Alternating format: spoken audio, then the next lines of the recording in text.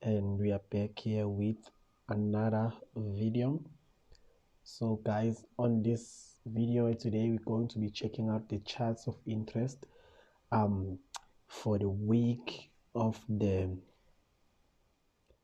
27th of June 2022. So the first quarter of the year the first half of the year is almost up. So this is probably the last week of the first half of the year. So guys, remember to like, share, subscribe and comment, and also click that bell button so that when we post a video you will get it first. And also remember that these videos are for educational purposes, not trading or investment advice. So the charts of interest today that we are going to look at, it's Bitcoin, the dollar index, the NAS 100, the SPX, the German DAX, the WTI oil, and of course euro dollar.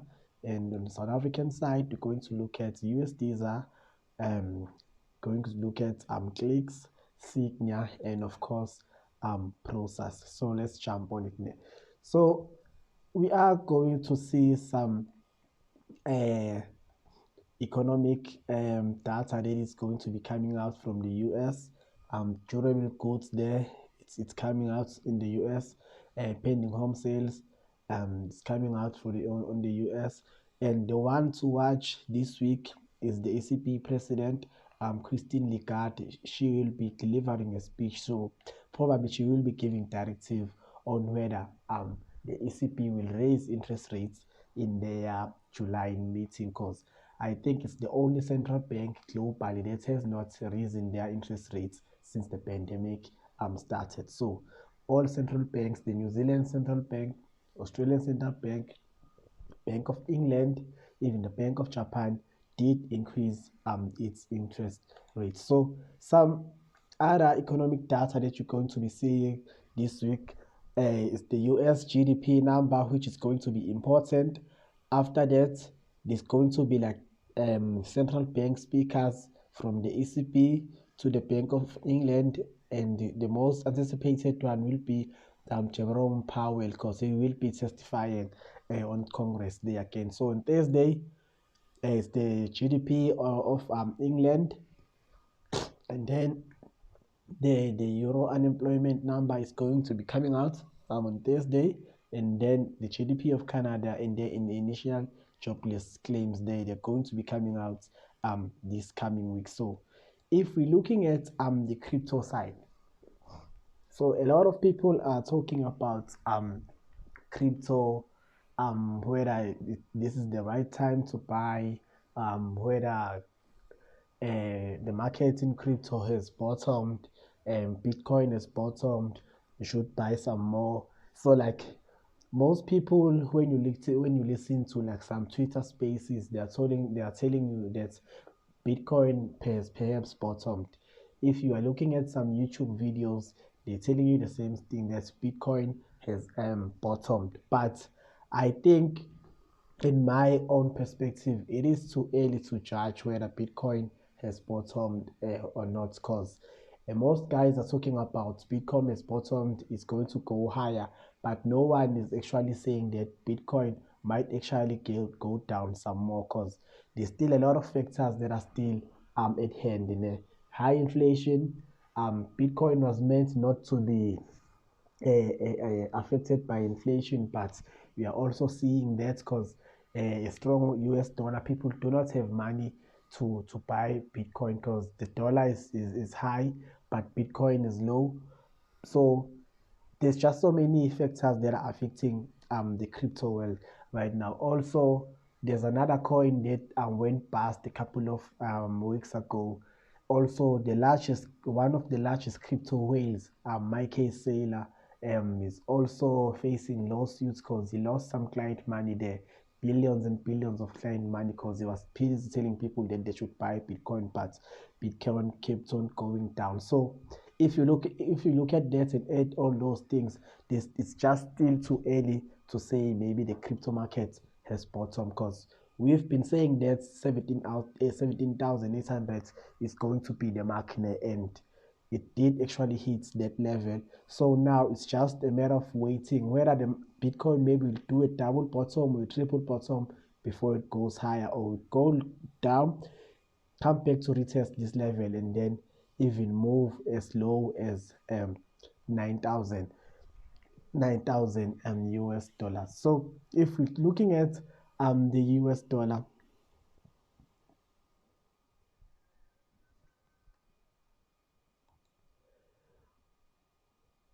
so on the DXY side, the US dollar actually caught a break this past week, because we saw that the stock market started to actually pull back higher, and also the US dollar is pulling back again. So, but we are seeing that this level here, the $103 mark, is an important level for the US dollar.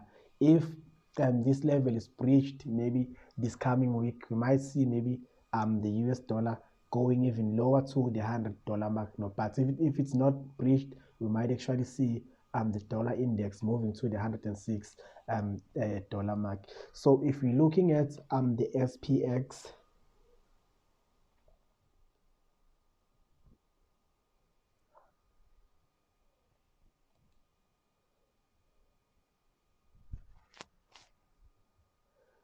so if we look at the SPX, we see that stocks have rebounded a little bit.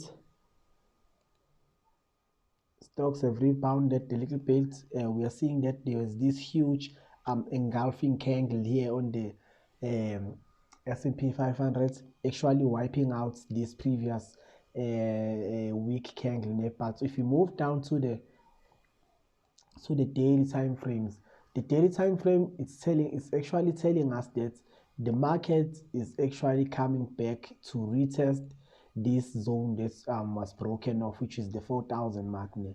Perhaps what might actually happen on the S&P 500 is that the extension might come back to the 4,000 level, and then maybe a rejection at the 4,000 level might happen, and then stocks might actually continue to go lower, because we are seeing that the market has been going down like in some sort of a staircase there, a lower low, a lower high, and this is a lower low, and then it might actually make a lower high again, and then the markets might actually move down again. But if it breaks this 4,000 level, perhaps we can see 4,200 there on the S&P 500. So the Nasdaq,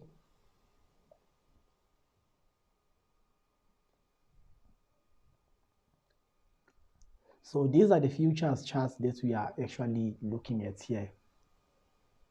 So the story of the Nasdaq, we did say the previous week that we might actually see stocks coming back to 12,030, which the 12,030 level was breached. Perhaps the extension might go to 12,900 or even the 13,000 level, and then maybe the same thing might actually happen. Like it's going to happen on the S&P 500, then the market gets rejected on this level here, which is the blue level, the significant level. This level was a support zone. Now and then it flipped into a resistance zone. So it will take some time for the market to actually punch through this level and go above it. So again, it's still too early to say that the overall market has bottomed, because everybody wants to see the market actually bottoming, but it's not just a matter of time that the market will just simply bottom, but there will be signals that will show that the market has actually bottomed. Because if we're looking at the European markets, which is the German index, the German DAX, it's telling us a different story. The DAX is actually telling us another story here on the weekly charts, because we are seeing that the S&P 500 engulfed the previous week candle, the The Nasdaq almost did the same thing, but if you're looking at the German DAX here, the German DAX didn't even try to engulf this candle. So what might actually happen here?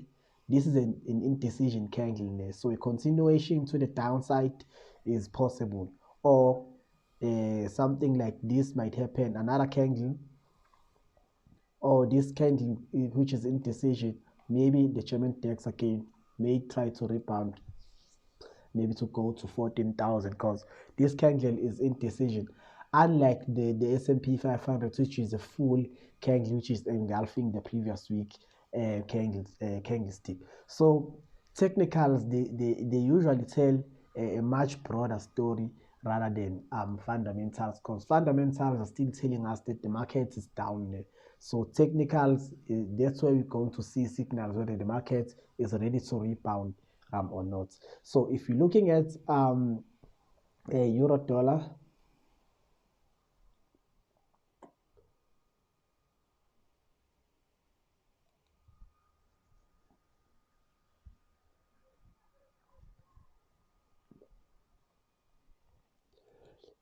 we did see a slight move higher there on euro dollar on the previous week. Actually, this move was made on Friday, because I think on my private group, we did sell euro dollar. I think on Thursday, yes, we did trade euro dollar on Thursday. There was a head and shoulder pattern that was there, and then we sold euro dollar. But now, if we go lower again on the 4-hour chart, the 4-hour chart is telling us that this head and shoulder pattern, it's still there, né? This head and shoulder pattern, it is still there. Maybe euro dollar can still be rejected at this particular zone, which is the 1.05570 level, and then euro dollar can actually still move lower, because there's this head and shoulder pattern that is right here, and if you can see the markets on the right side of the head and shoulder, it is compressing, going higher. So, and also there's this hammer candle, hanging man candle that is right here, which is might be a reversal candle, which is the euro dollar might actually go lower. But we will just have to see what happens tomorrow night when the market opens. So when we look at WTI,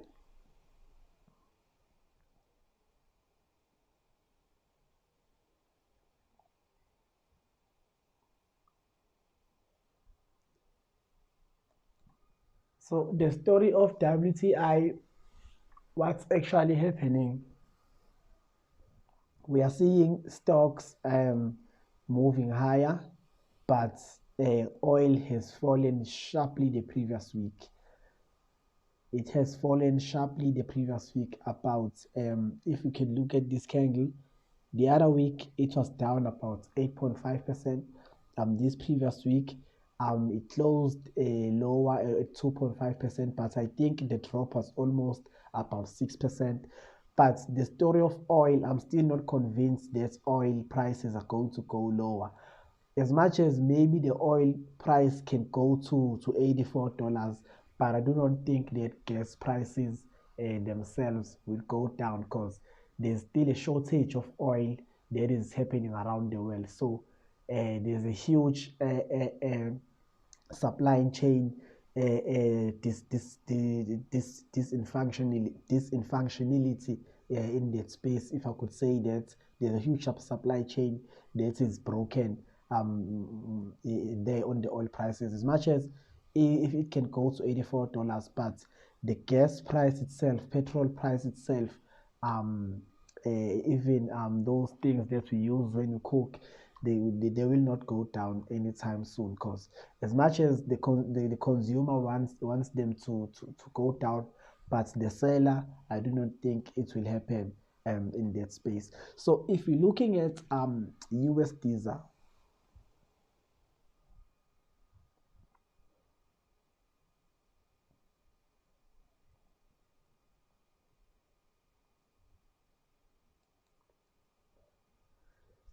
so USDZAR, there's just a lot happening in our country right now, né? Yeah, and it's just so many things that are happening in our country. But the stories surrounding the president,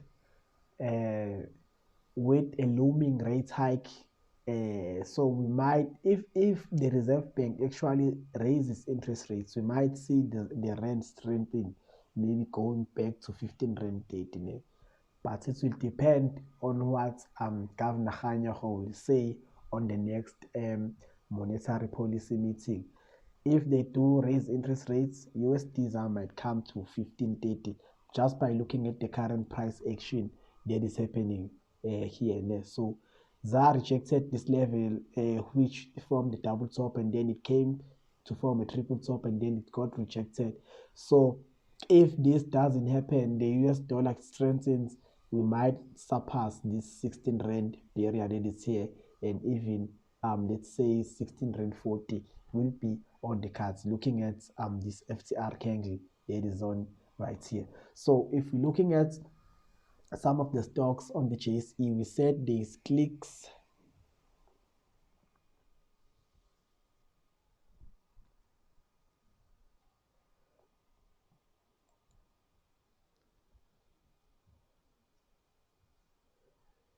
So the reason why we are going to look at clicks, it's because clicks is going to be announcing its dividend in the month of July.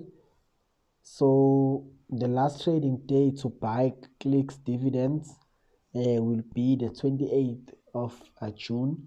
The payment dates will be the 4th of July. So that's why I brought up this chart, that if you want to get the clicks dividend, you can actually buy before the 28th of June. So the payment date is on the 7th of June. So Clicks itself is a retailer, so it's feeling the pinch since like there's a global rate cycle, so it's been stagnant on this range for some time. But you can buy Clicks for the long term, because it's a good company. It's been operating for over 40 years here in South Africa. So Clicks is just a good company. It's a retailer, semi-pharmaceutical, because it's just operating in that kind of space there. So as they grow, you can get the dividend, and also the stock will not be just stagnant like this. Also, another one that we need to check out that is going to be paying a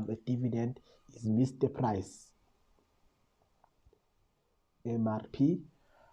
I forgot to put this one on the list, but Mr. Price as well is going to be paying a dividend. So the last day to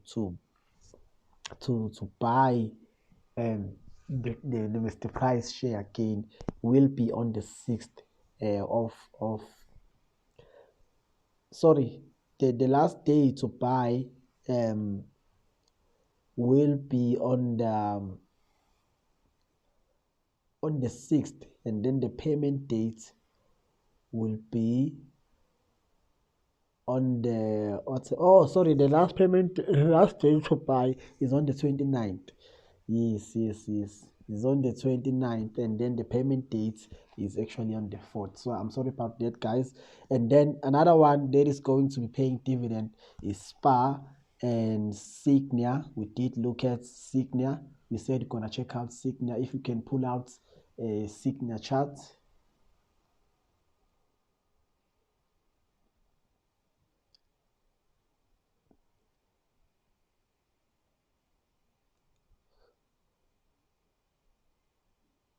So I'm holding SYGNIA personally myself, because I just like their company structure, even the products that they offer.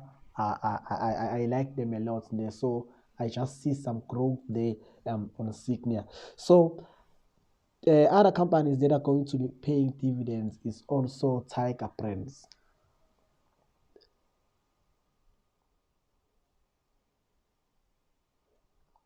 Tiger Brands.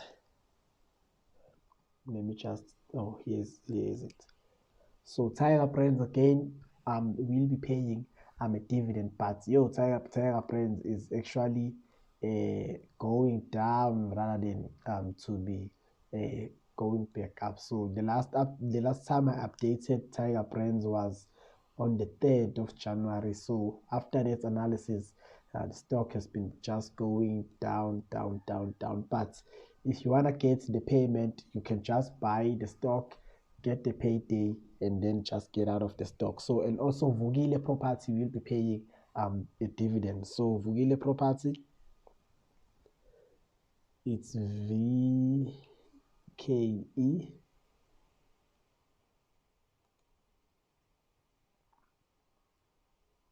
So Vukile Property will be paying a dividend as well. And so the last chart that I wanted to talk about is PROSUS, PXR.